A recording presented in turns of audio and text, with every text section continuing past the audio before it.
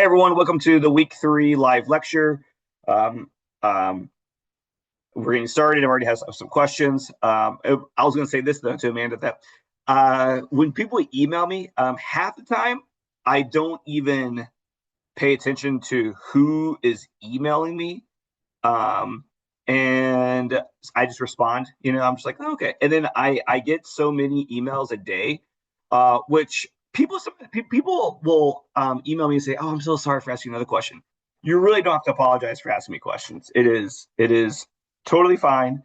Um, I know that I'm a verbal learner. I always was very verbal in class. Um, I asked a lot of questions to verifying questions, different things. So you don't ever have to preface any email by saying, "I'm so sorry, I have one more question for you." All right, it's totally fine. Because also, more likely than not, it doesn't even register in my brain how many times an individual student has emailed me. I see an email pop up from a student, I read with the question, and then I go into answering mode. So I'm not keeping tabs or tallying up all the things that people how many times. It's not like these aren't like bathroom passes where you only have 3, so you're totally fine. But then also, like with Amanda's question, it took me a second to be like, well, I couldn't recall the exact email that she's referring to, and so and again, that's because I receive so many a day that I'm answering so many that sometimes it gets confusing of what I said to one person for somebody else. So, Amanda, I hope I answered your question for you. Yes, thank you. Because I've used it anyway. Okay. Um, all right. So today we are going to go over quiz 3. We're going to go over some things that I noticed in your citations for the annotated bibliography. And then I'm going to go over those are the 2 things I'm definitely going over. And then I'm doing a live edit. One person sent me a paper, which is good. I like it when just one person sends me a paper because I don't feel guilty about not doing other people's work. So I'm going to do a live edit of her paper as well, and then answer any questions that y'all have. Okay. So and we'll try to keep this under an hour. Cross our fingers. Um, okay, let's see.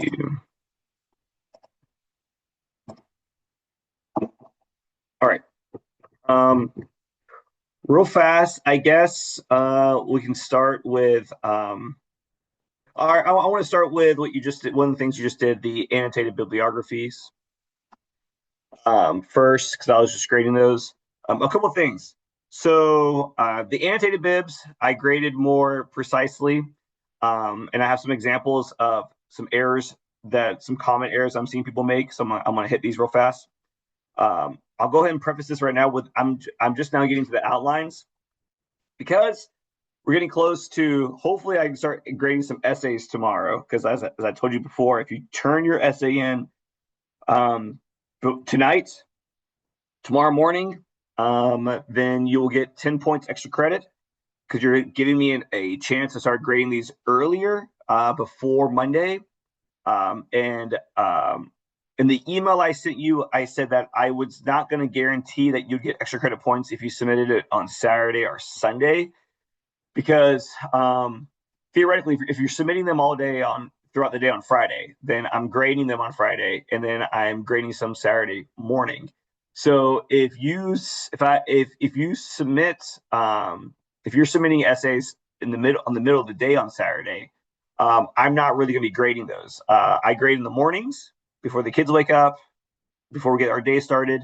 Saturday is a very busy day for us. We have a lot going on. So like besides the time between 6 a.m. and 8 a.m. that I'll spend grading, I won't be grading much after that. So if you submit it on Friday, then I'll be able to have time Saturday morning to grade it, which is why I'm giving the extra credit then. If you submit it on Saturday, I might not have any time between Saturday and Sunday to even get to them, and so I might not. So if I'm not grading them on Saturday on later that day, then there's no point of extra credit because you didn't really help me out because I didn't have time to even grade those yet. So Friday is definitely the day. If you submit it Friday, now let's just say I do have time randomly on Saturday night or Sunday morning, and I grade some before Monday, then I will give you extra credit points. Okay. It's just not, a guarantee. But the guarantee is Friday. Friday is the day in which if you submit it on Friday, you'll definitely get 10 points added to your paper. Okay. You can still submit it early on Saturday, and you might get the 10 points. I'm just not guaranteeing you the 10 points. Okay. I hope that makes sense.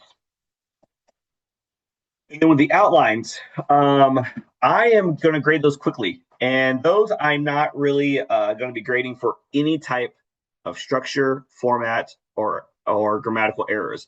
I'm just going strictly through real fast to see that you actually had a plan, that you had a lens, that you had a philosophy, and you had a short story, and you had some quotes. I'm going to go through those real fast. Okay.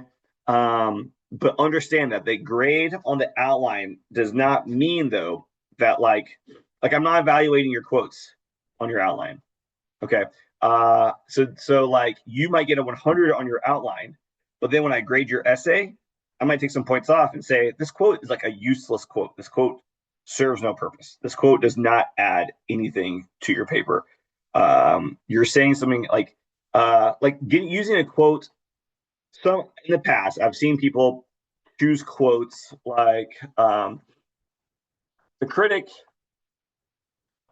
Joseph Sterling said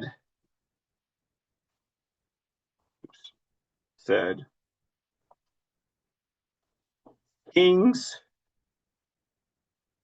Strawberry Spring is a terrific read. Okay. This is even though it's not his real name, I should still spell his name correctly. This is a pointless quote. All right. The critic Joseph Sterling said, King's Strawberry Spring is a terrific read. That provides nothing. That provides nothing. Okay. So the quotes that you use in your paper should be quotes that add insights or analysis or interpretation to your paper. Okay. And I try to kind of emphasize this last in the week 3 lecture, but I just want to reiterate it again. All right. And I'm telling you this because you need to develop that ability to have the writer's intuition on whether or not this is useful or not. All right.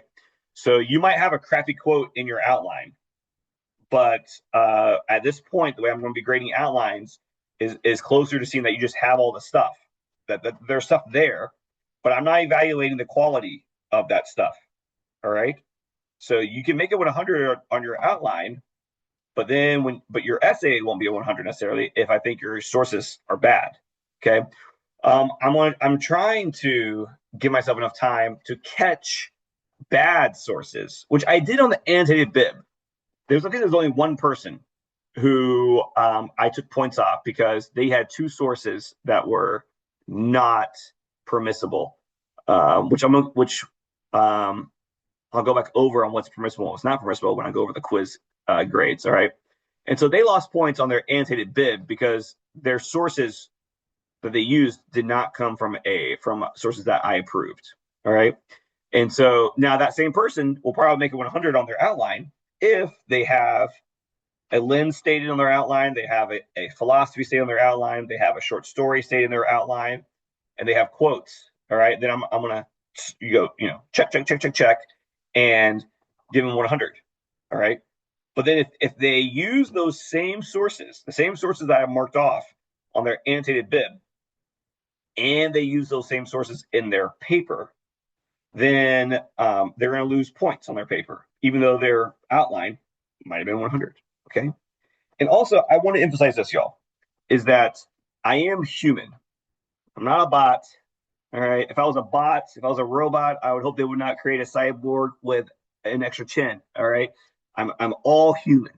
So I miss some things. Okay.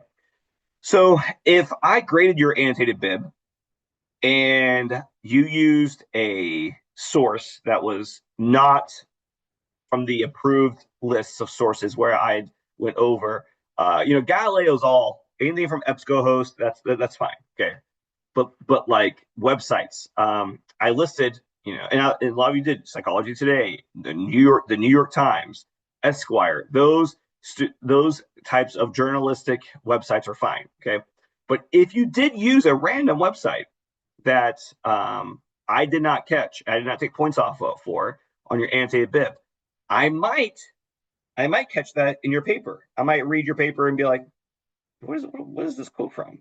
What is this source? Okay, like somebody used on their annotated bib, they used a website. It was like, let's see if I can. I don't remember the exact website, but it was something like Strawberry Spring Summary.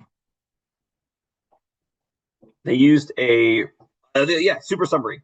They used Super Summary. Okay. And this, you cannot use websites like this. I stated in my lecture, I think from week 1 lecture, about the types of sources that you can and cannot use. And so here I went over reliable sources. Let's see. Maybe I didn't on this I think week. it's week 2. I think it's the second Okay. week. It was week 2. Thank you. Oh yeah, summer research and citations. Good call.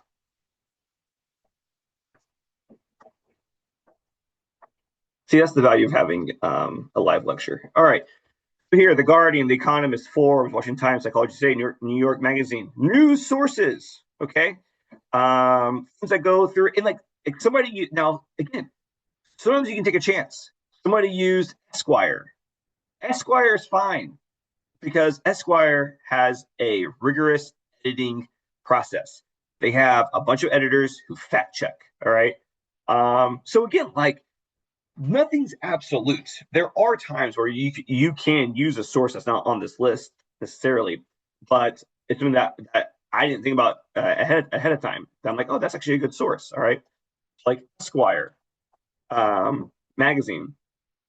There's a lot of articles on Esquire. Some people, especially when we're talking about film reviews, sometimes people end up using Entertainment Weekly.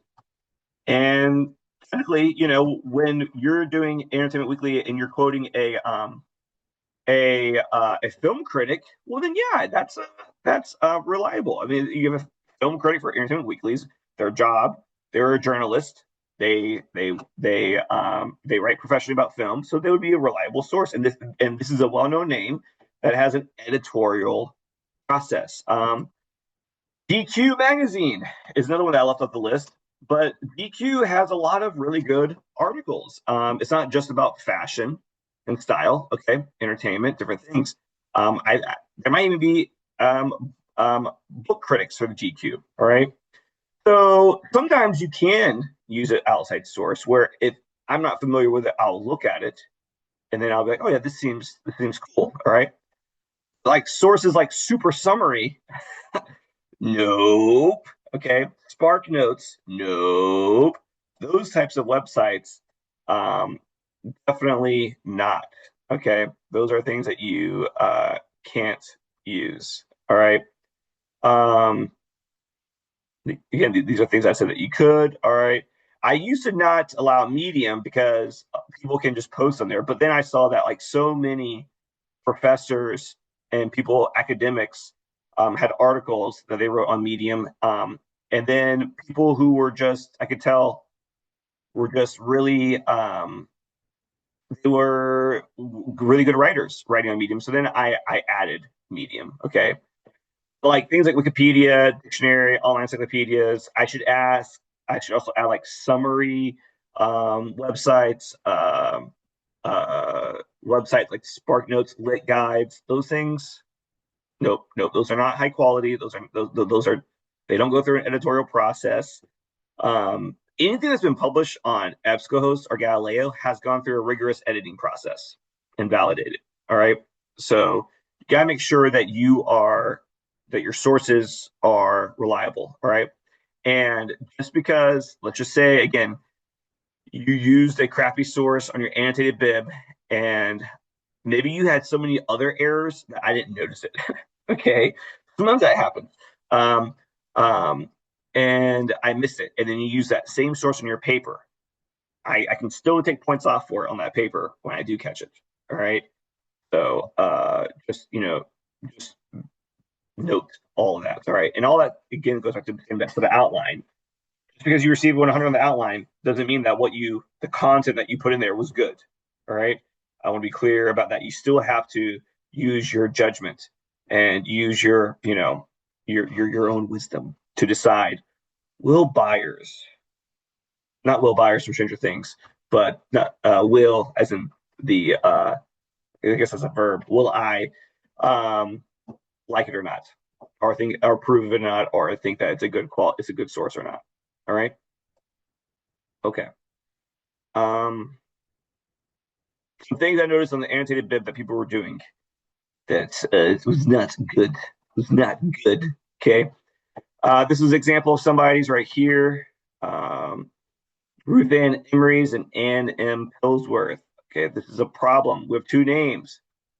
And there's actually two errors here. One is Emery's is the last name.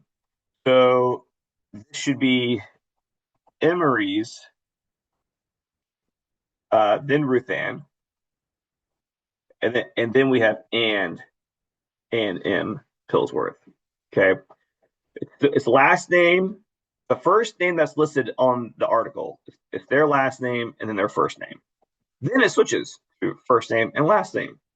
And we have this and here. Also, most people had theirs formatted correctly. These are unformatted because I copied and pasted them into a Word document, so they didn't indent. But we got to make sure we do a hanging indent.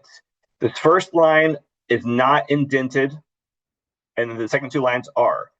If I want to indent the second line, if you hit tab, sometimes it goes over. Sometimes it does not. Sometimes it pushes the whole thing over. You can hit tab on the line.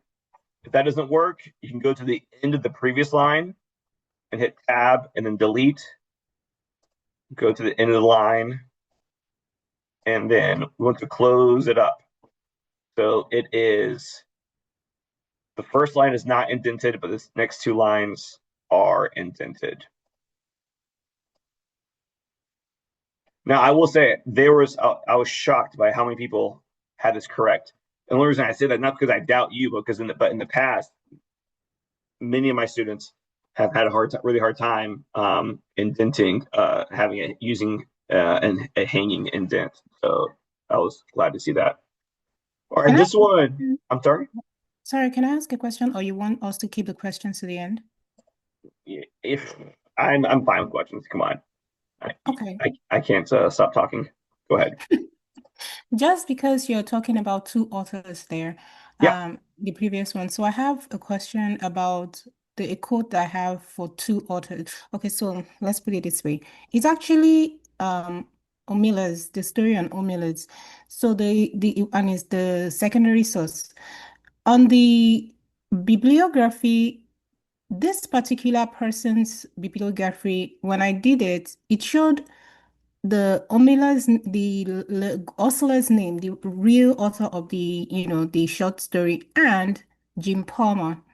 So I'm not sure why it brings it. I did it twice. I saw that's how, maybe, I don't know, that's how that particular article brings out the citing, citing the bibliography. So when it comes to now, my question based on that peculiarity, then my question now is, ideally, if the other secondary sources, I just quote the author of the secondary source. In this regards, because Ursula's name starts with L, so it's her name that started it. And well, I don't know if that's the reason, but that's just how the citing comes out. Le Guin, Ursula K, and Jim Palmer. So I know that ideally for a secondary source, I should use Jim Palmer as in his name, Palmer. So I'm wondering, what do I do since Ursula's name comes first before his name?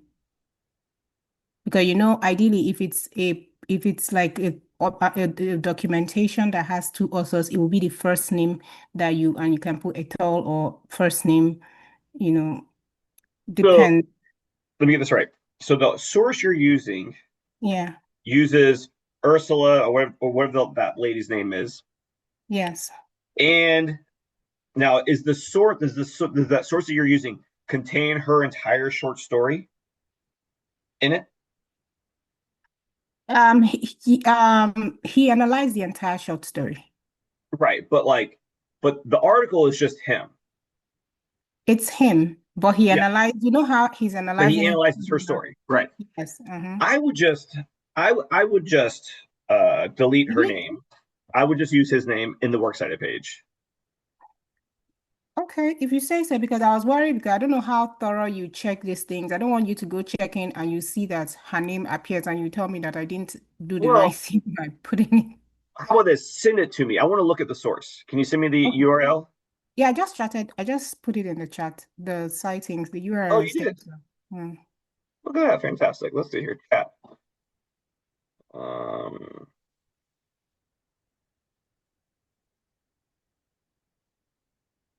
okay. So you got this from okay. So you got this from EBSCOhost, and this is the way that they did it. Yes. Okay. Oops. 100. What, dude? No. Broski.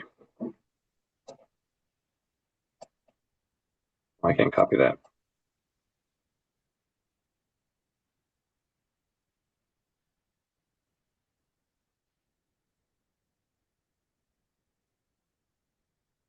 Should I email Hmm. it? I don't know how fast Yeah, it will send come. me an email. Now, I'll say this, okay? And the what you could also just do is if that's the way it is, let's just say that's the way it is. Okay, absolutely. Then what you would also do is you would in the quote you would just put both their last names and put it whichever one comes first. So you just keep it simple. And if that's the normally I don't really for the most part sometimes I look at these, sometimes I don't. Uh Meaning this, if I find that it looks sketchy or it looks like this does not look right, then I might follow through. Like there's a lot of ones that I did follow through on the annotated bib. Some of them I was curious about, and I found that like no, the student did it correctly. That is exactly how they copy and pasted it. Other students they didn't for whatever reason they didn't copy and paste it. They kind of did it their own way, and it was incorrect. Right. So um, if I looked at your in-text citation and I saw um, the I Goin just pasted I just pasted the in-text on the chat and if you could. Palmer. Mm. So if I saw that, if I let's just say if you're Mhm. like, you know, um, and this is what makes it kind of, is that like even if you're like the critic on Palmer discusses uh, how the story um, approves of the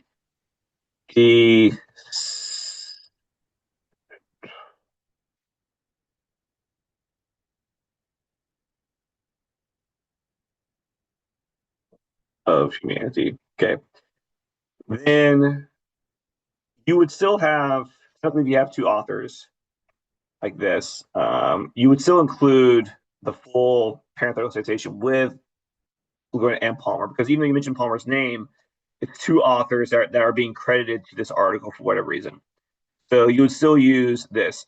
If you have a or you could just say many agree that the story approves of the descent of humanity. Then you could have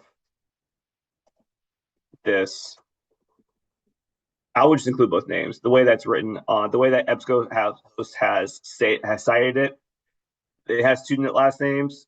It's giving credit to the author and the critic. So I would just keep it real like this. If you wanted to talk about, let's just say that, and I'm gonna use a different example. I'm gonna say if someone uses a source with two names, like this one, okay, in the sentence they might say something like, you could have the same sentence. If you were going to mention someone's name, you would want to mention both their names. So Emery's and Pillsworth argue that the story proves this. Okay, and then you would just have a period here. So the only reason why in this case you would just mention John Palmer's name in the article is because in your quote is because Le Guin is the author of the piece that Palmer is critiquing, and you are only mentioning Palmer's opinion of the piece, so you would still include the full regular citation because if you didn't include Palmer here and just did Le Guin, then I would think that there's two different sources. That there would be one that is there is one by Le Guin, and then there's one by Guin and Palmer. Whatever names are here in the citation need to be in the parenthetical citation. So even if you're mentioning just one of the people, but not both of the people, then you would still need to include both names. Does that help you at all? Yes, I'll just go add Le Guin because I just had Palmer. And would I still need to add the page number in this instance for the If it's many? yeah. So I mean, 32 Okay, okay. or 32. And in fact, if you did, so, like, if you were quoting Emery's and Pillsworth, and you said Emery's and Pillsworth argue that the story approves of it, and you have a page number, like it's a PDF, then you would do 32, like that. Okay. Okay. Oh, okay. But that is a unique situation that you have right there, having the author's name of the short story that Palmer. That seems really odd. Yeah, I know it's not you though, because like I said, you went to EBSCO and you just I copied wrote and pasted. email. Yeah, I will emailed it to you if you want to do further search, but just it was confusing because I asked the other people in school and they were confused as well. I said, okay, I'll Yeah, ask you. yeah. So it is kind of weird, but I mean, EBSCO host. I wouldn't change the citation if that's the way it is, because again, like it's so well vetted that like they deemed that like that's the way it should be written. So okay, that's the way it should be written. And maybe somehow some for some, Gwen is getting credit for that article somehow, as well. Maybe she was a direct contributor to it, and worked with him, and so she's receiving some of the credit as well. So if EBSCOhost Galileo, the online database, has it written that way, then just write it that way. Okay, Thank you. you're welcome. This example here that was used is incorrect because I saw this a couple of times. People are not changing the inner quotes to apostrophes as they should. The quotes within quotes, the inner quotes should be an apostrophe. So if you are, well, also what's funny about this one is that two things wrong here. Okay, is that okay, no. So the reason why, so this original article in the short story criticism is in quotation marks. They did the right thing about including the quotation marks in the quotation marks because they're citing the title of the article, and in the title of the article there is quotation marks around the short story. Just the only problem though is that these quotation marks need to be changed to apostrophe. So it's quotation mark apostrophe title period apostrophe quotation mark. And then a lot of people are not italicizing the name of the primary source or where the article comes from. Okay. And maybe, maybe you're copy and pasting and whatever, and for whatever this is not being italicized, but these need to be italicized. Short story criticism. This is the publisher of this article. Funk and Wagnallis's New World Encyclopedia. This is the publisher of this article, Capitalism. So it needs to be, the title of the publisher needs to be in italics. Okay. So we got to make sure that we do that.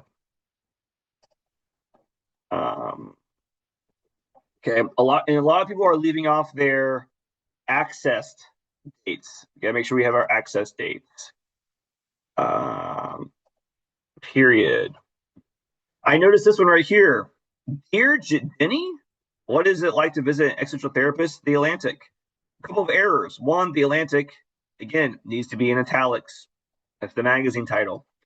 But then, Dear Jenny, Jenny Deer. For whatever reason, I guess someone's last name could be Deer, but it just didn't feel like that would be the right name.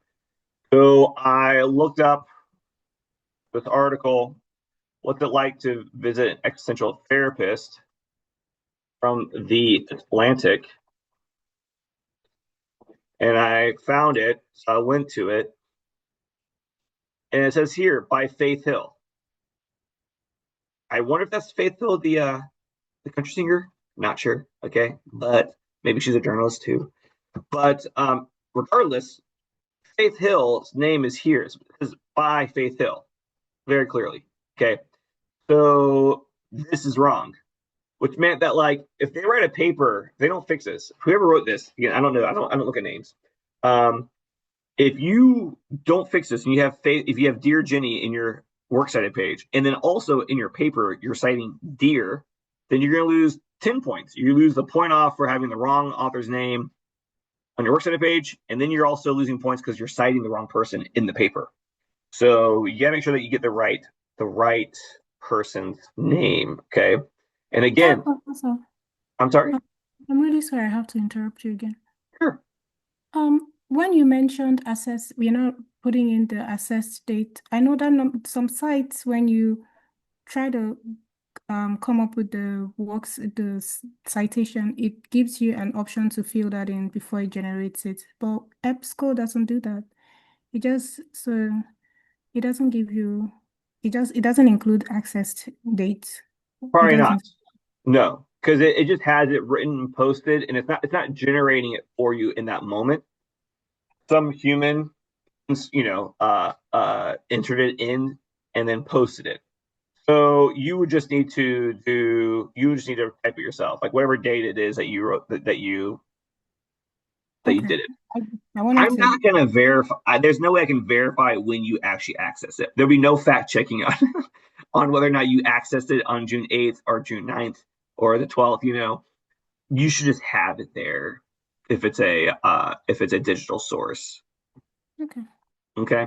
So this person right here, when you change this to Faith, this needs to be Hill, and then they could. I'm not gonna even every single one of your dates could be the same. I'm not gonna say, oh, did you really access all these on the same day? Well, maybe you did. Whatever. So, and again, psychology. If you I do have a question. Sure.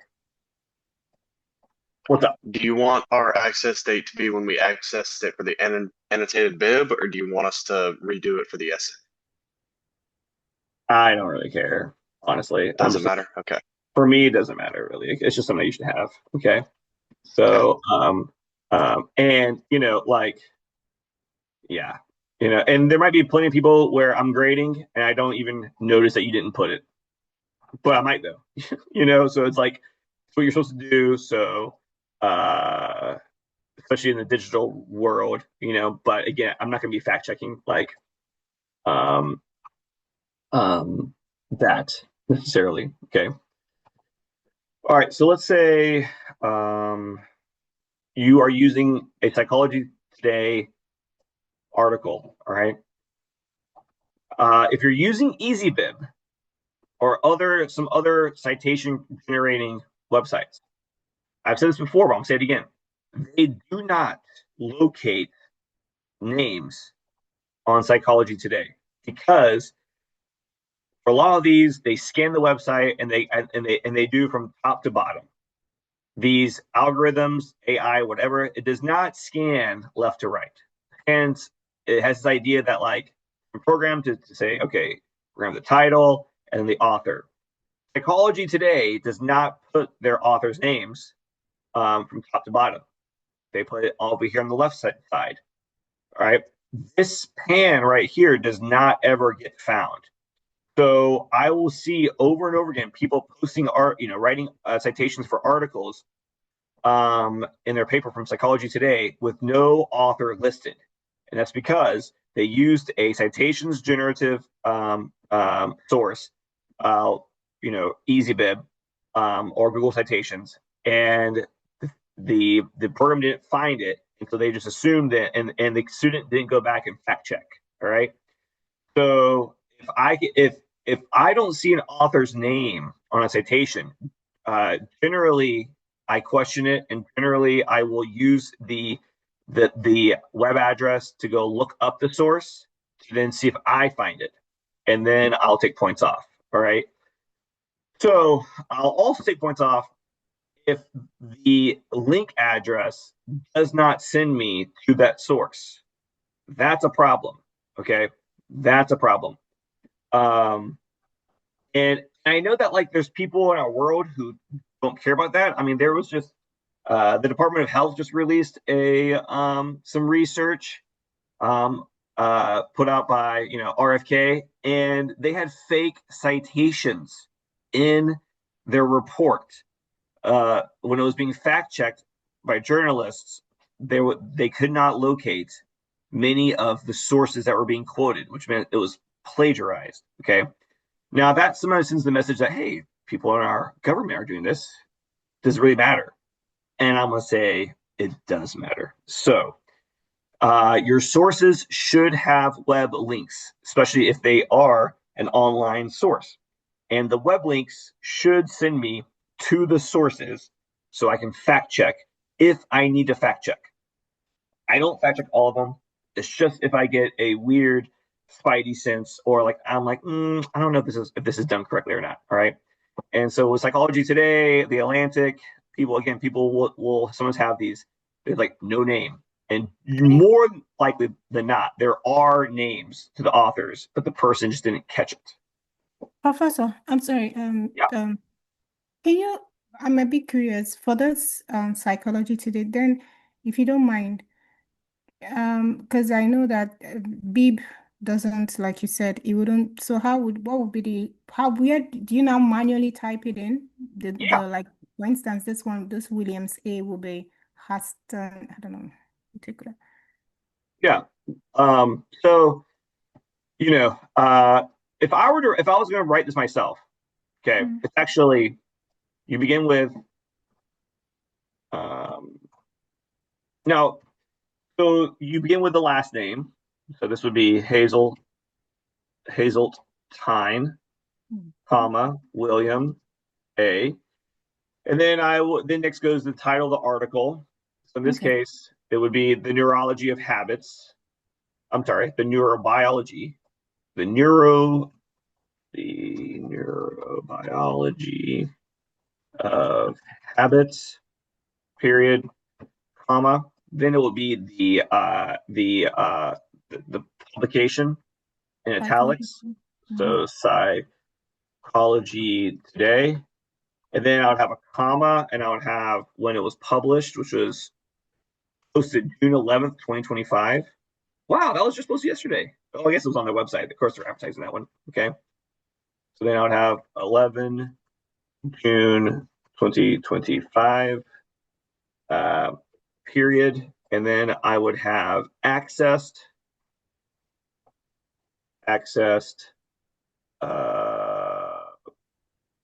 12 June 2025, period. And then I would take the URL, I'll copy it, copy. oops, go to the right page. There we go. Okay. And then I would post that. And then I'll make sure I would indent. Also, it's okay for the dates to come before the URL. I thought the date normally comes last. Well, let's see. Access. Oh, yeah, I guess you're right. My bad. You're right. My computer just went real dark. Let's see. Why is that? Ms. Bars, if I may. So I usually check those links with my citations just to make sure I'm able to go back to it. Yeah. For most of the outside sources, two of them I was able to go back to. The two from Galileo, I was able to go back to one. But one of them, when I actually use the link, takes me to like a DOI not found page. So I'm saying that to say that I tried to go back to it based on what the citation that populated, but for some reason I was not able to get an active page. Yeah, sometimes that happens. Sometimes the period, sometimes if I were to copy and paste this with the period right there, it wouldn't take me to the right page. So I get that. I generally again use my I will look for other things, I will so it's not necessarily like I don't check every link. How about that? I don't have time to check every link, I like for the links to work if I need to check it. Okay. And I only check it if the citation looks incorrect, like something looks wrong with it. All right. If I saw this citation, I would not think anything of this one. It just seems like I have it all there. I went to one person for it was for like a reputable newspaper. I can't remember who. I can't remember, but it was something like it was a one. It was one name. I don't know, Namadame. Let's say, okay, it was like just one name, and I was like, well, that doesn't look right. So I used their link.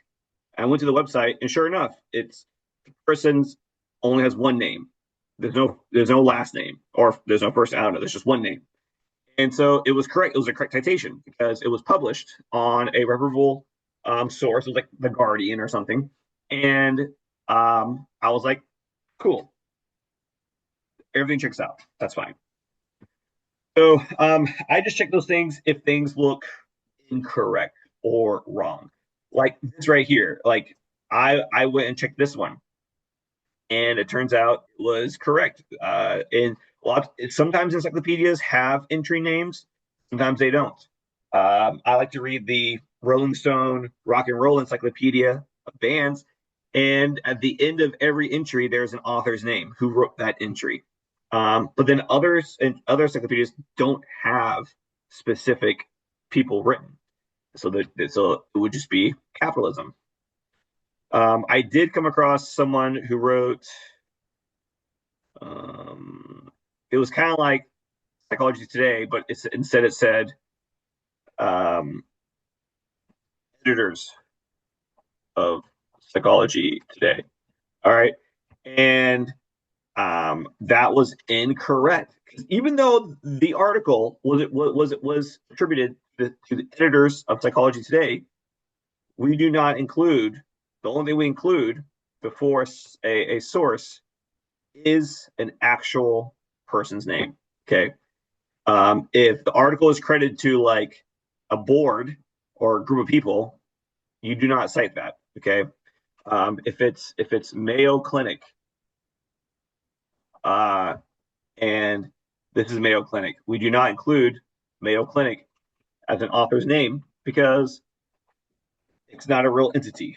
I mean, it's an organization, and I guess in the world of corporates, corporations and stuff, they're seen as entities, but they're not. It's not a real person, so they should be deleted. Okay. All right. I'll thank you for that. Yes. I mean, for the most part, if you do have to look up the citation, look using the author and the name of the article, you will be able to locate it. But also, I previously learned that not to add the HTTPS, the domain. How do you feel about that? I don't care. If someone Okay. tells you specifically not to do that, then don't do it. Um, I don't have much of a problem with that personally, and so you will learn that like all your instructors are a little bit different. There are things that like they care more about than others.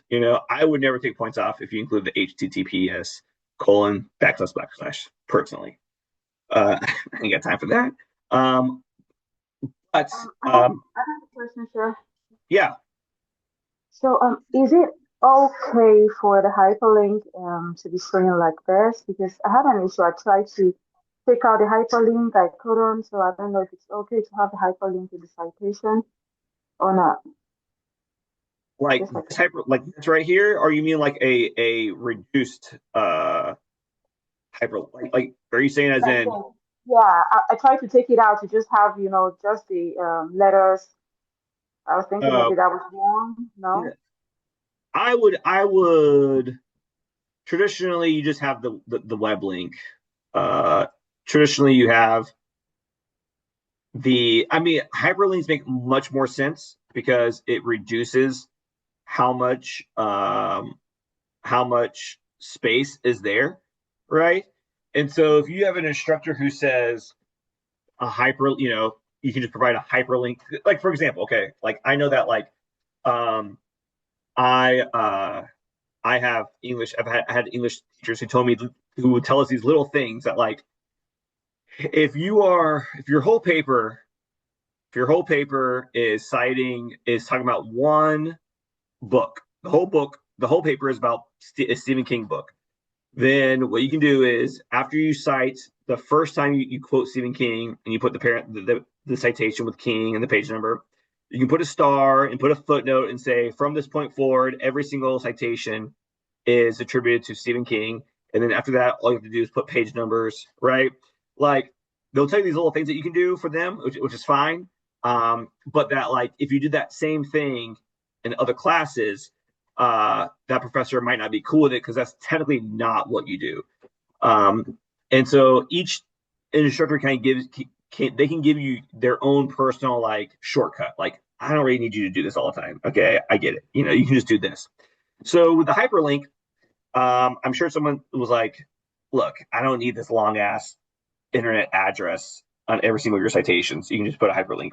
Um, and honestly, like I'm okay with that. If you had, if you just had, if you if you just wanted to say hyperlink, and then I could click on it, and they could take me to where. In fact, actually, honestly, that'd be great because once you try to indent these links and break them, they no longer become. You can't click on them because, Right. and so you have to actually highlight all of it and paste it. So a hyperlink does make a lot of sense. MLA has not officially adopted the use of hyperlinks.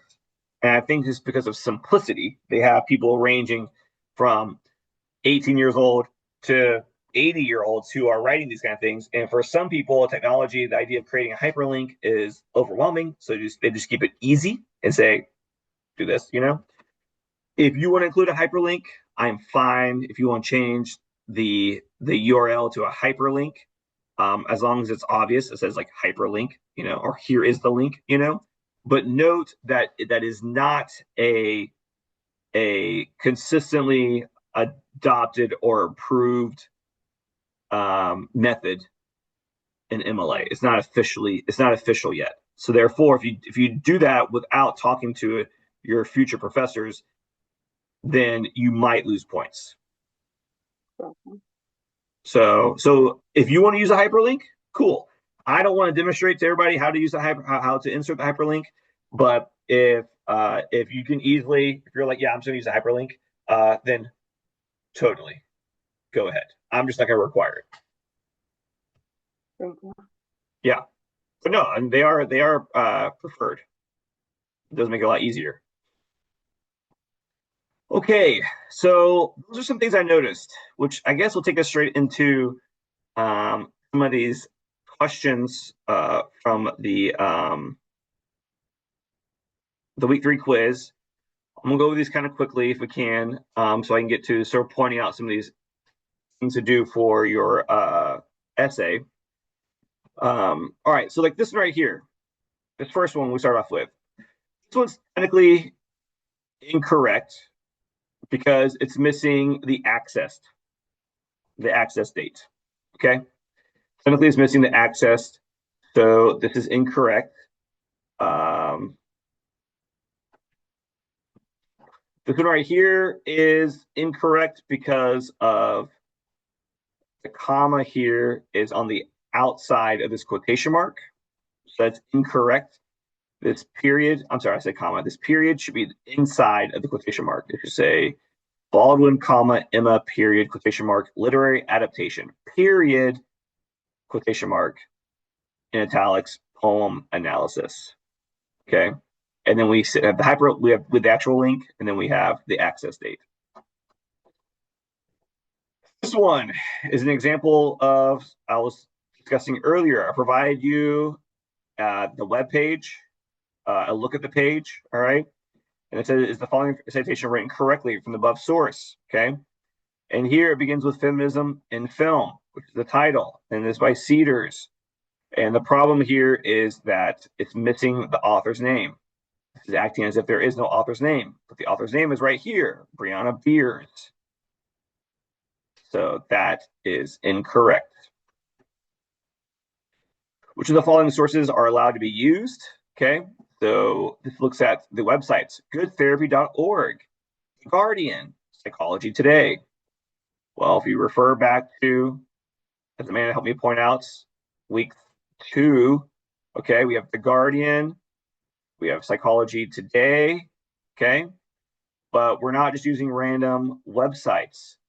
So, The Guardian, cool. Psychology Today, cool. Goodtherapy.org, not cool. Not cool.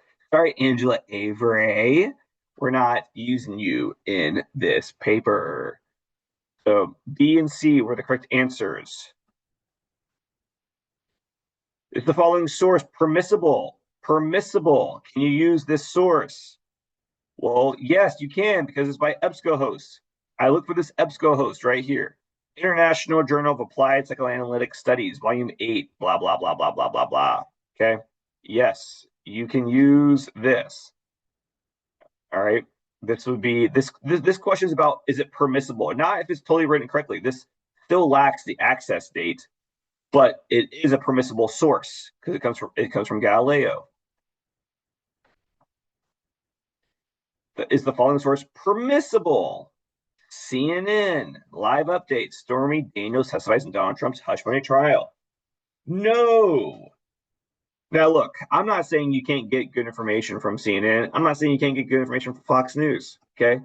There's a part of both of those websites that they just report news.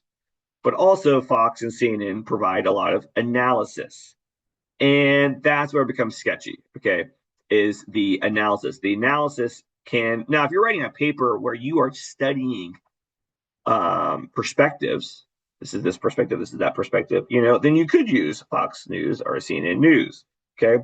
But with Fox News and CNN News, the irony of those two websites is that those are best for people who have a high level of the ability to evaluate who is speaking and judging whether or not what the person is writing is trustworthy or not, okay?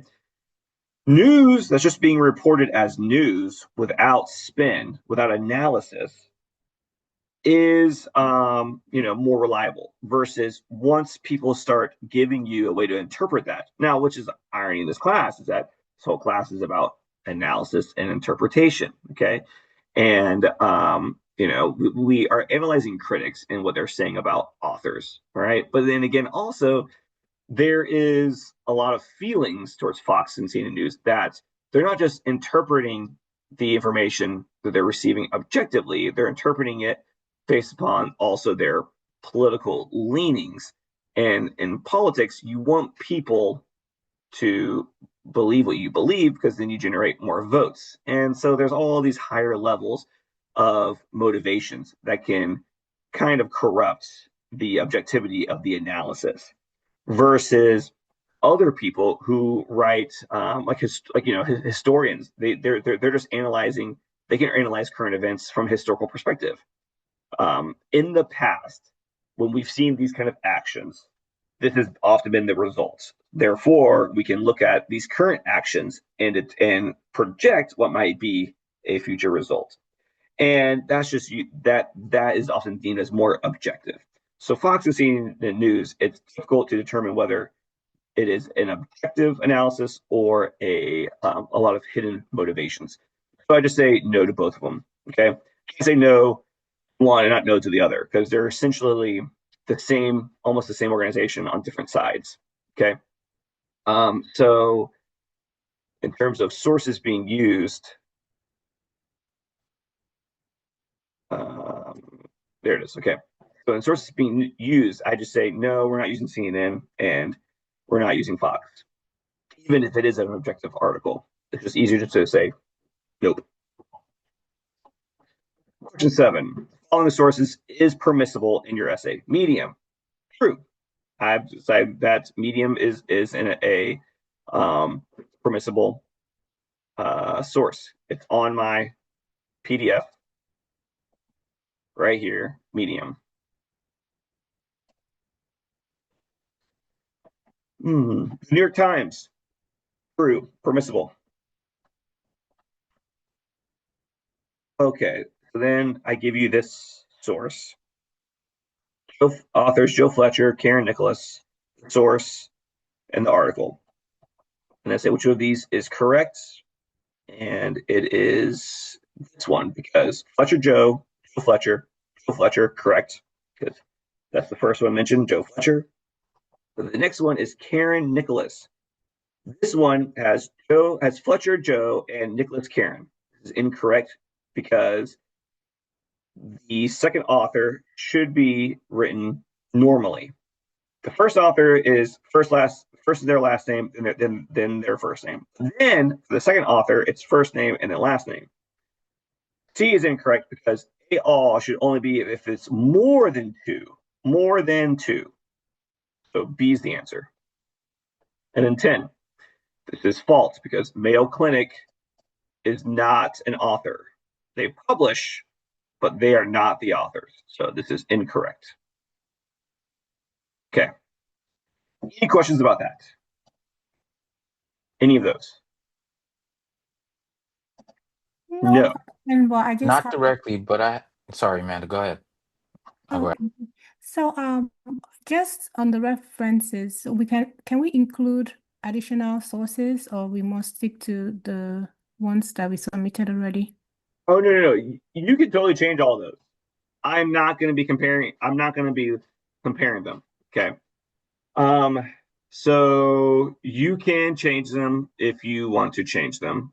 If the only time I get suspicious is when your paper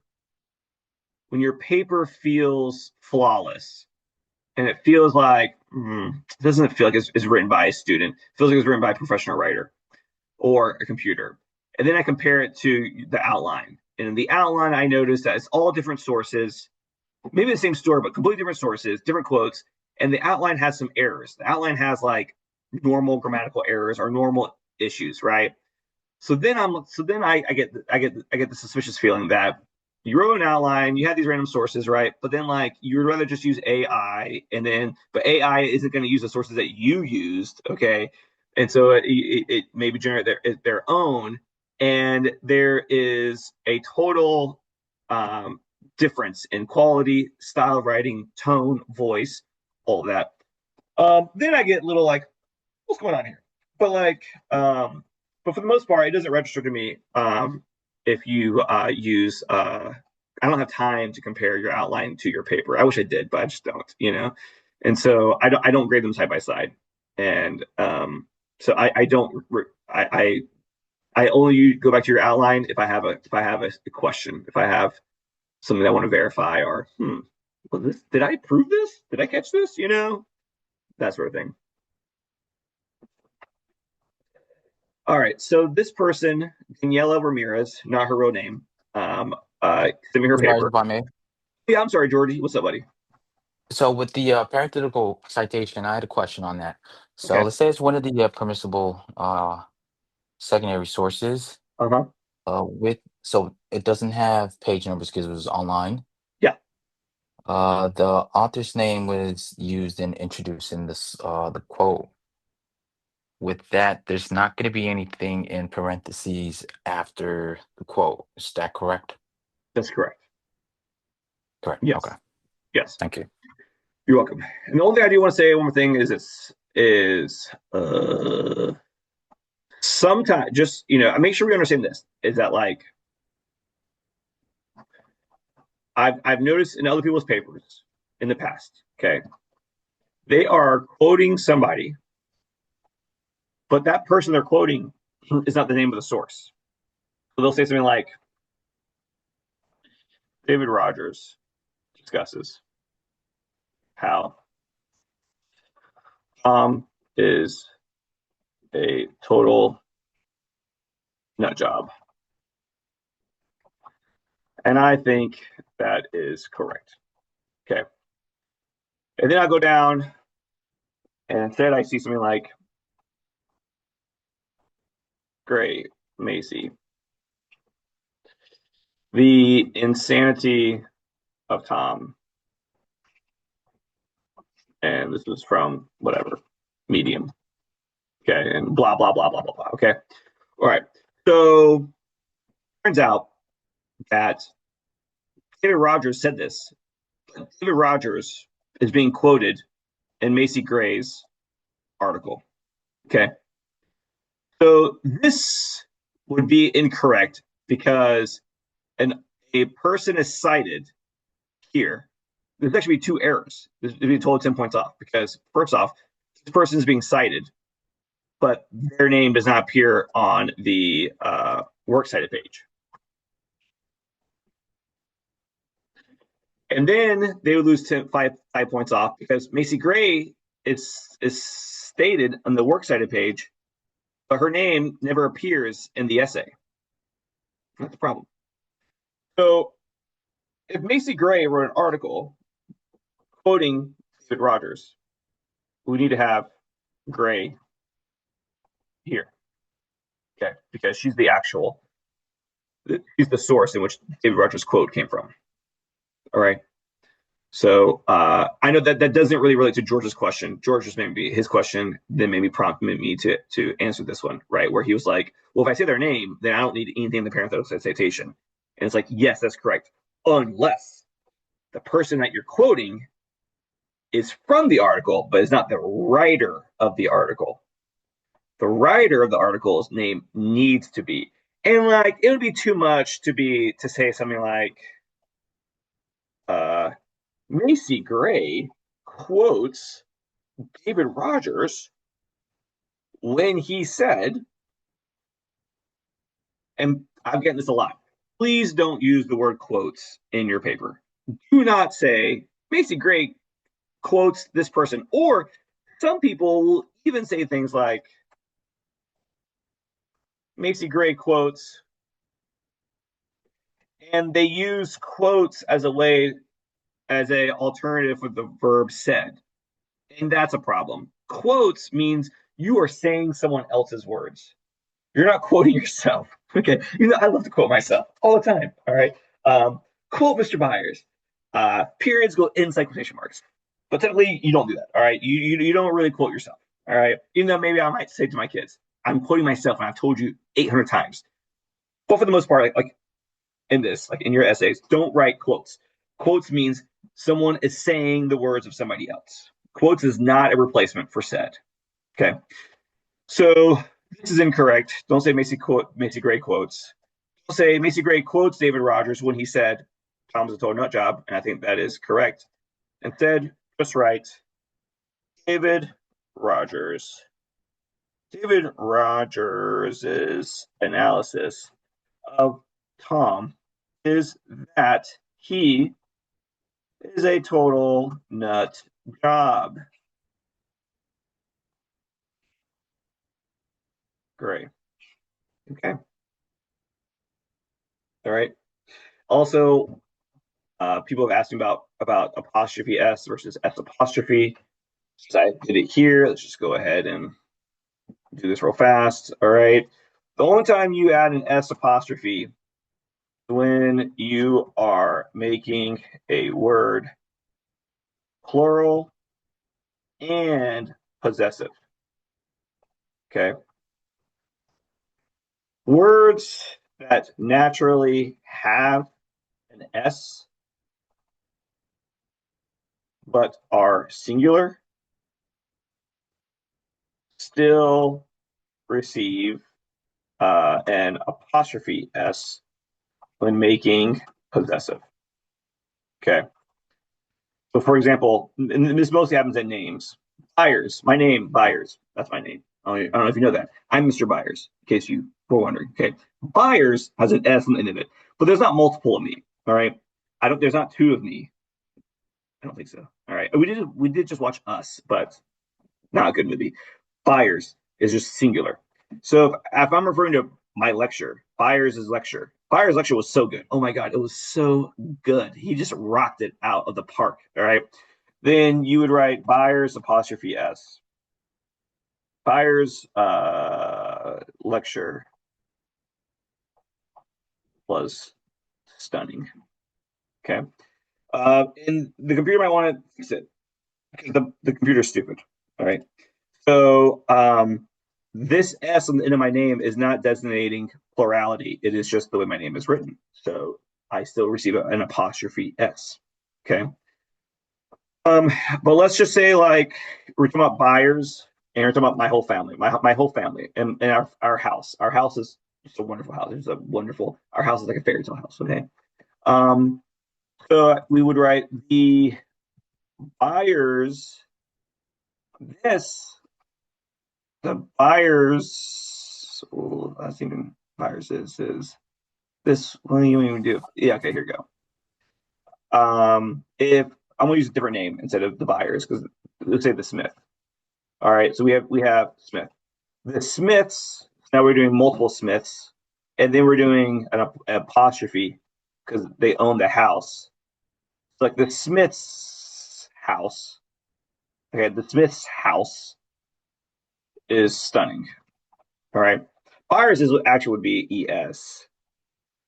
That's just too much. I don't want to go into all that. So if you are taking in a word that is singular and making it plural and then making it possessive, then you just have the S apostrophe. All right. The Smith's house is stunning. Just for the record, because I see this a lot. I see a lot of people making errors this way, because especially with Joyce Carol Oates, they'll say things like this. Joyce Carol Oates' story is hard to swallow. And that's incorrect because her name wasn't Oates, and then you decided to make her plural and possessive. Okay. Her name naturally has an S. So you don't, so when you're making it possessive, talking about the story that she possesses, that she wrote, you still do an apostrophe S. All right. The only exception that you'll see in this ever is, I don't know why, but it's biblical rules. We're talking about Jesus. Jesus just apostrophe. Moses just apostrophe. Even though technically it's grammatically incorrect. Like there's no reason for that. All right. Now maybe it was just Jesus. You're like, okay, God gets the exception if you believe in him. But like Moses, even if you believe in Moses, he's not God. All right. So why does he get the exception? I don't know. Amos, same thing with Amos. Okay. Biblical name. So the only reason I'm telling you that is if you're writing, let's just say you chose a book. Maybe you chose like what was that book? Like Left Behind. That was tapped into a film also, which no one did. All right, good. But like, religious book, and you're writing about religious characters, technically they just have an apostrophe. That's the only exception. They're the only exception. All right. Otherwise, you still add an apostrophe S to names that end with S's if the S is naturally a part of the name and is not being used to pluralify. All right. Even though I'm telling you all this, and a lot of you are gonna be like, God, this is like dragging on. Can we shut the F up? I'm telling you right now, there's gonna be so many papers who write this.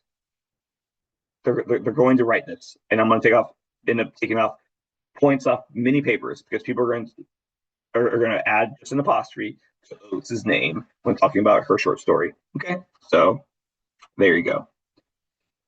All right. Yes. So one question. When you were talking about the psychology today, I went to that site earlier on, and I noticed that because I was looking for, there are different. Okay, assuming a part of that same page where there's the main author that he wrote whatever he wrote, and he cited, say Plato or Aristotle, or something there. Who then? And I took the quote, Aristotle's quote. Would I be quoting Aristotle, or would I be quoting the person, the author of that piece? So okay, this is kind of people will use like brainy quotes. All right, people will use brainy quotes. They'll quote Plato, and then they will cite brainy quotes. Okay, or like let's say you are reading an article from Psychology Today, and William Haseltine quotes Plato, and you're like, oh damn, that's a good quote. I'm gonna use that quote, right, by Plato. You would still, if you have two options. One, you can just go find the original source that Plato said this, and Google the citation. Let's just say like you find out that okay, Plato's Allegory in the Cave. Let's say that they quoted Allegory of the Cave. Okay, Plato's Allegory of the Cave. All right. Now, the Allegory of the Cave was published in the Republic. Plato's Republic. That's where you find the Allegory of the Cave, is in this work, the Republic. All right. So this quote that you found from the Psychology Today was quoted in his Allegory short story, which has actually been published in the Republic. So then you can just do Plato's Republic, MLA citation, and I'm sure it'll pop up. And then this right here, you just do this and copy that, and make sure the public is in italics. Okay, boom, and then you quoted Plato. Okay, if you find a Plato, and then if you find a Plato's Republic online, Project Gutenberg is great. They have all this free stuff. Okay, and so then you could take this and go through EasyBib and cite the Project Gutenberg as your source for the Republic. All right, it's always best to quote the original source. But let's just say you're like, nah, but that's too much work though. That's too much work. So Yeah, because instead, I didn't see, what you're saying. You're saying that stating the name of because it was just like a philosophy that, like a statement, meaning I have to go look for where that statement was written. What if I don't? Is it possible I'll always find it? It wasn't on Plato, it was. you could say Plato argues that all things are an illusion. Okay. And then here, let's say you got that from Stoicism. And when I go to your worksite page, I see Stoicism, period, Encyclopedia of Philosophy.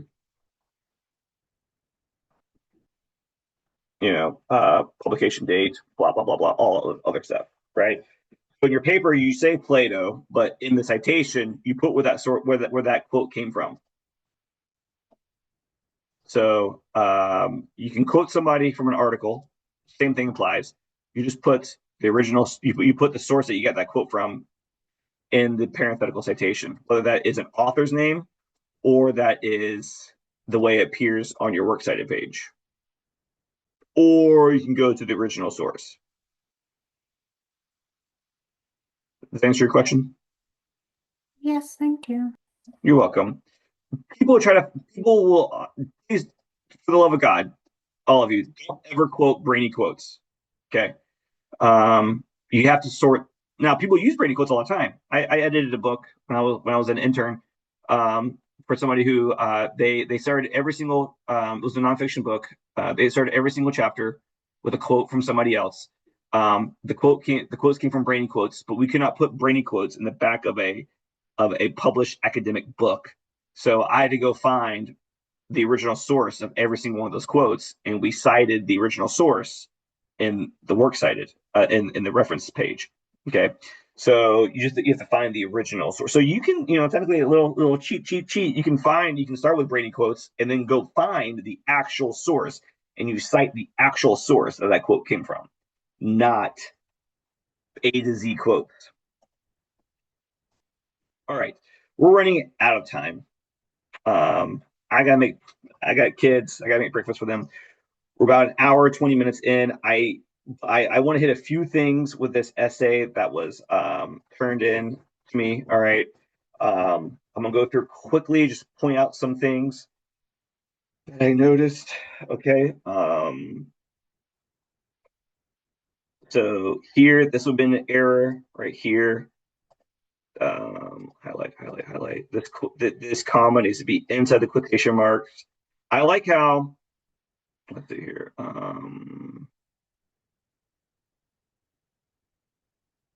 Okay, as Issa Rae writes, deep down I knew there was better in my future. Okay, this is an error because she's already stated her name. We don't need it again.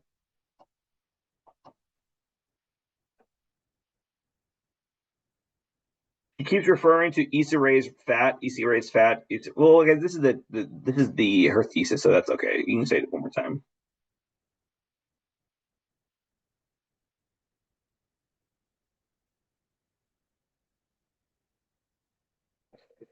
So, in Issa Rae's fat, she went against. So here, she went against the conformities that life tries to put on people and shows her vulnerability on how she fought it. Now, this past tense is okay because in Issa Rae's, in this article, in this short story, she's writing about her past. So she writes in the past tense, so that's fine. It shows her vulnerability on how she fought it. Even stemming certain topics pertaining to her being a woman, a person of color, and other things, which channels the thoughts of critical race theory when reading her story. Okay, so this should be combined because even stemming is connecting it to this previous sentence. Okay, you don't have to mention critical race theory or feminist theory if you use signal phrase, like things that convey that, like being a woman, a person of color. Okay, person of color. When you mention this is a person of color, this is a black person, I know you are speaking of critical race theory. When you're talking about pertaining to being a woman, that's clearly feminism. So these little phrases right here are fine, rather than being so like blunt with this, especially because this sounds kind of like, I don't know, it just sounds kind of awkward. All right. I guess only thing here is I'm not sure of the symbol that they're going to use, which I'm okay about, since they did mention being a woman, which tells me it's a feminist lens, and using critical race theory. Okay. Again, look, I would much rather someone be a little bit like this, to say things where clearly this is a little chunky. This is a little bit I don't know. It's a little bit. When I read this, I know for a fact a student is saying this. I would much rather someone write this than have used AI to create this like perfectly sounding thesis statement. Okay, I'm not taking points off. I will not take points off for this thesis. She has emphasized about being a woman, a person of color. All right. My only point here is that this other part is not needed. You don't need to directly state critical race theory if you're talking about, if you've already mentioned a person of color, because that's obvious. Okay. So I'm not highlighting these for there to be, this is not highlighted to be an error. Okay, I'm gonna do that error. Now, this is an error because this should be all one sentence. This period is wrong. Okay, that should be a comma. All right, in the article by Donegan Murray, no, you in the paper, I know in the works cited page it's last name and then first name, but in your essay you still write first name and then last name.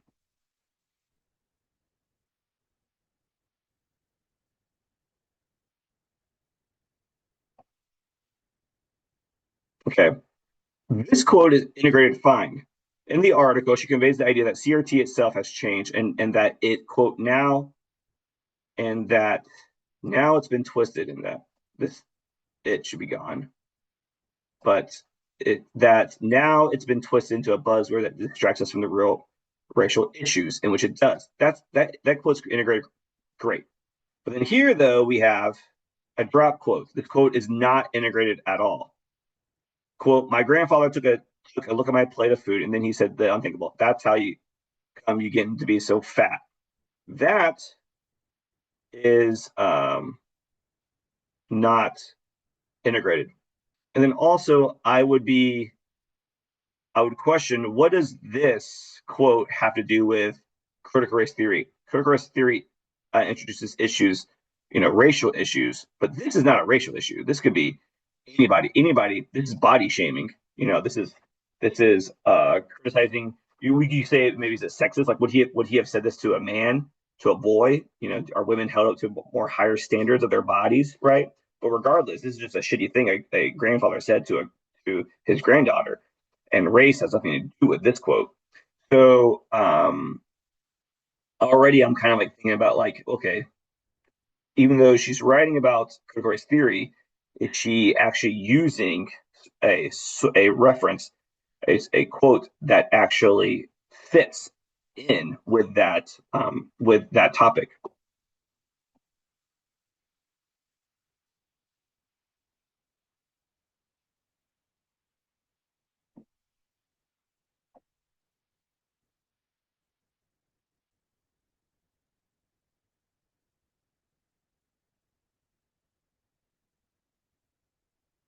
And again, this is all about her body, her weight, the industry.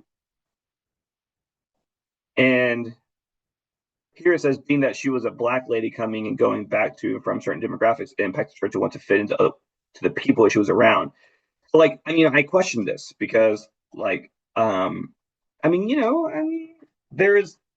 think that make that assumption, you would need to have a secondary source that says something about being skinny is important to the black community. Even though, like, I feel from much of what I have seen and read and heard is that that's not necessarily a major push in the black community to be ultra thin. But this does seem to be an impact of Los Angeles in the film industry, and that's a common assumption, a common characteristic of that type of industry, being thin, lean. There's a lot of songs about thickness in the black community, from my understanding. So I would want to have, if they're really going to make this argument that this is a racially specific issue, then they would need to have, the person would need to have some secondary source written from the black perspective saying, validating that, yes, being skinny is an important aspect of our culture. Okay.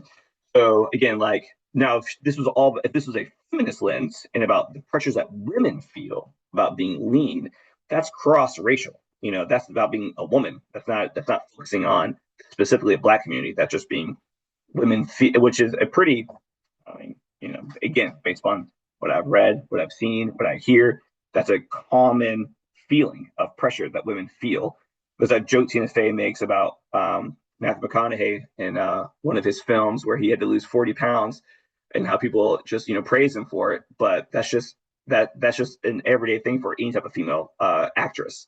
That's just a woman being in a movie. She has to lose 40 pounds regardless. And so this I would take issue with the example from the book, the critical lens, the critical race theory, and feeling that this is not really making a logical and convincing argument that race does have something to do with this situation, unless they proved it with a secondary source justifying it. Next, existentialism is the philosophy that focuses on a person's individual freedoms and them having their own free will and personal choices. It tells people to make their own identity. Okay. And then we have a quote that's not integrated at all. This quote is this is what we call a drop quote. It's dropped in, just right there by itself. It's not integrated at all. It focuses on ideas like anxiety, identity. That needs to be integrated. That's a big problem.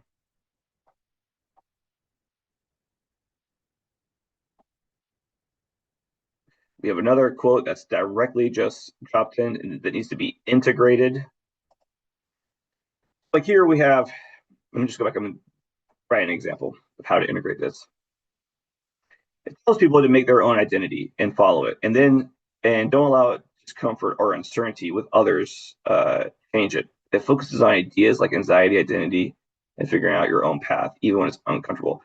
Like these are very similar. So like it's kind of redundant. So I would say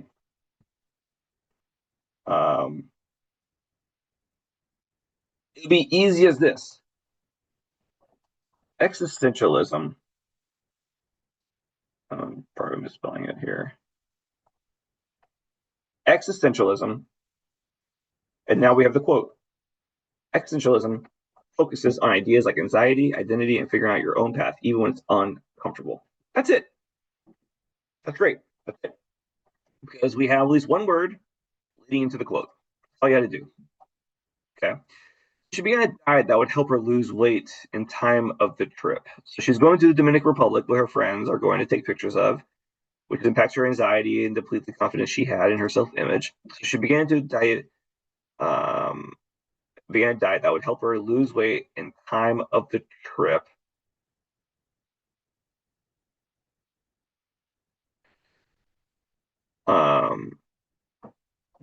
Because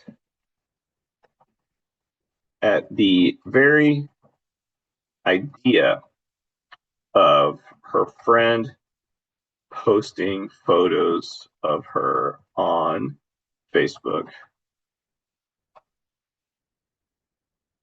made Ray and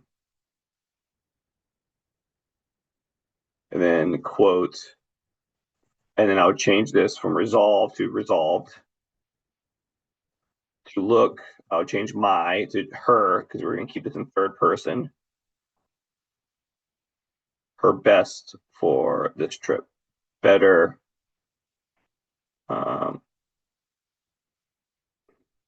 trip. And then I might even add motivated to look better than, and then I would change I to she to keep it third person.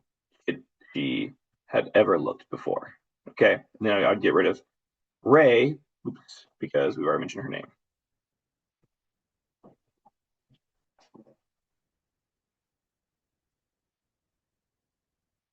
All right, now, the only emphasis that this is making to existentialism is this idea of anxiety.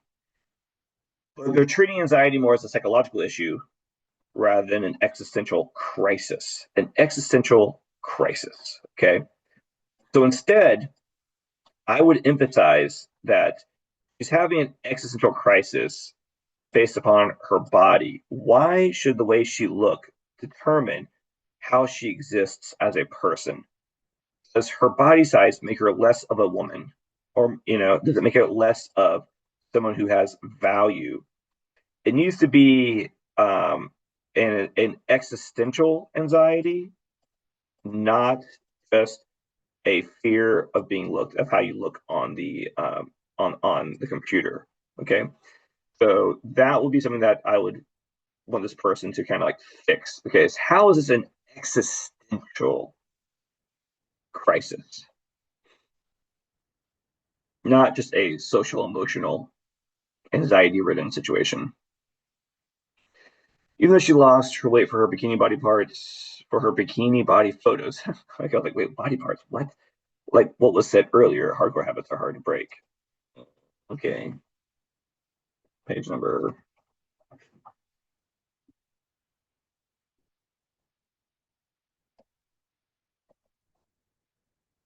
All right, this quote is not integrated. It needs to be integrated. All right. And then this is the same person that we've seen before already, the same quote by somebody else. So we need to see some more different quotes by other people.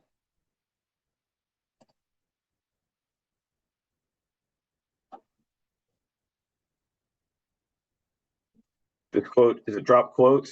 It just dropped in. It's in the middle of a paragraph and it's not integrated. That's a problem.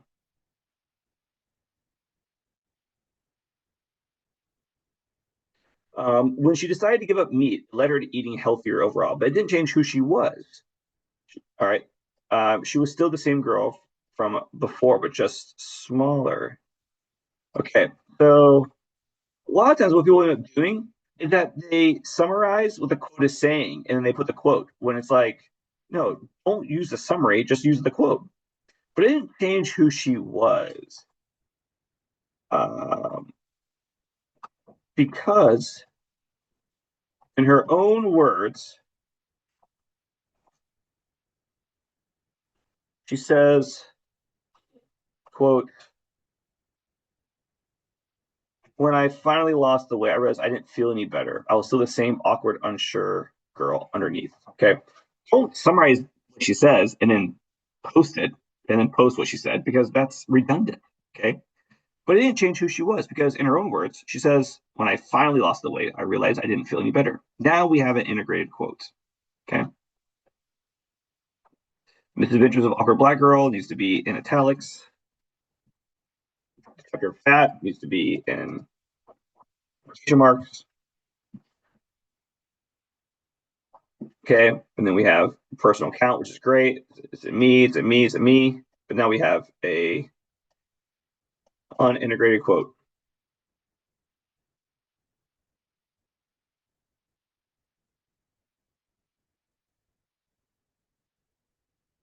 Okay, so that needs to be integrated. All right, and these should not be in italics. We need to have hanging indents. So not the first line is not indented. Oops. The second line is indented. Tab. Third line is indented. The fourth line is indented. And then oops.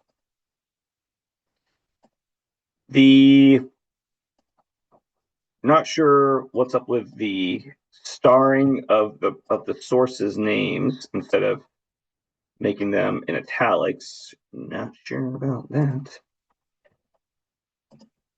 But these should not be starred.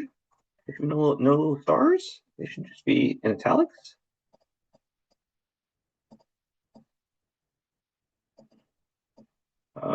All those, I'm not gonna do all those because we're running out of time. Vars, if I may, Yeah. something that I noticed that helps with the works cited page, especially indenting the whole obvious sources. Yeah. If you just highlight the whole all the citations, and then you Mhm. know how you hit paragraph to fix the double spacing. Yeah. You could actually click hanging indent. See where it says special? Under special. It's under Yeah. special. You're special. Okay. No, so come to indentation. Yeah. Oh, right here. Yes. It's Hanging, and then it you. kind of fix it for you. All right, look at you. That is fantastic. Okay, so we're gonna highlight this. We're gonna go to paragraph, special, hanging. Oh my God, look at you. Look at you. That's fantastic. Didn't even know that, y'all. See that? Old dogs learn new tricks every day. Fantastic. That's great. Okay, so you don't have to manually do it like I do. I'm that Gen X millennial. I do a lot of things just myself rather than doing shortcuts. This is better. That's great. Hanging. Perfect. I got to add that to all my lectures from this point forward. Great. So you can select the hanging indent and it does it automatically for you. That's fantastic. Holy crap. All right, but then get rid of these again, get rid of these stars and make your sources in italics. Okay. So there's a basic editing of this paper, okay? This person will lose a lot of points for the works cited page. Sorry. And then 5 points for each of these not integrated. So like this is like 10, 15, 20, 25, 30, 35, 40, 45, 50, 50 pitch points. Also, this is not their final draft. They were kind enough to send this to me. Let me go over it. All right. So like at also Daniela Ramirez, not your real name. Don't think that I think that this is like the way you write. I know this is a rough draft. Okay. And everyone out there should be like, this is a rough draft, and it was very kind for you to send it early.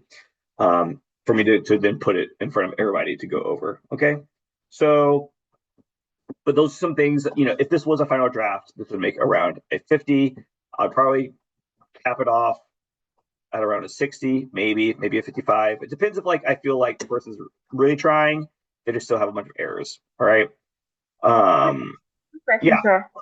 Yes. Do we say Jeremiah Byers or Mr. Byers? Just want to be sure. I'm sorry, what was that? You how to refer to me? Right up there, yeah. Do we say Jeremiah Byers or we say Oh, up Mr. here. Byers?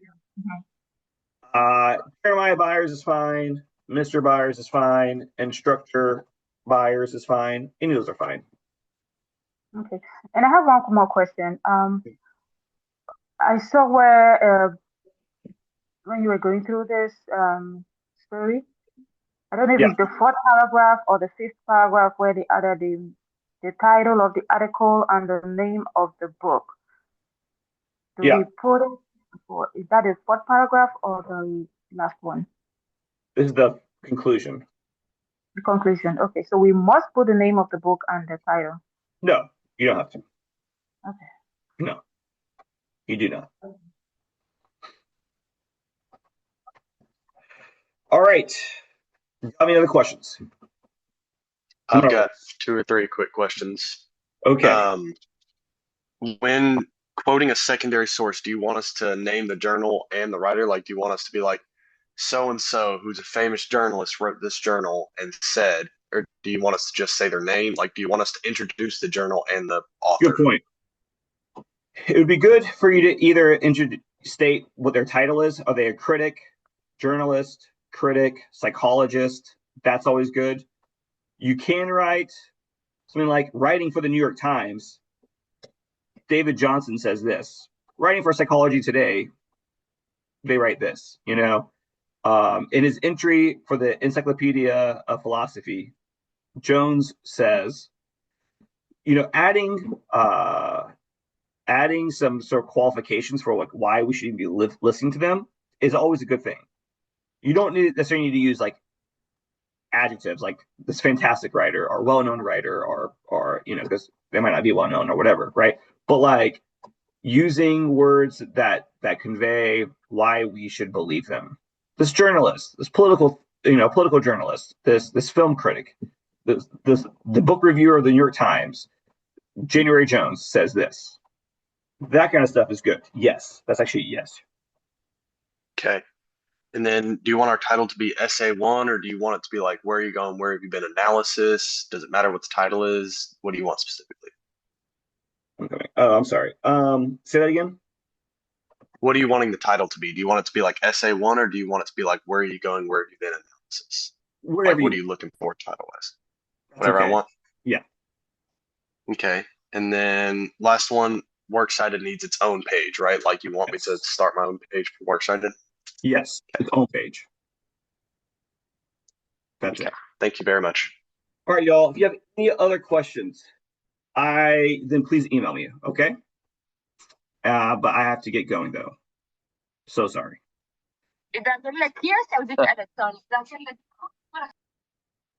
I'm sorry. What?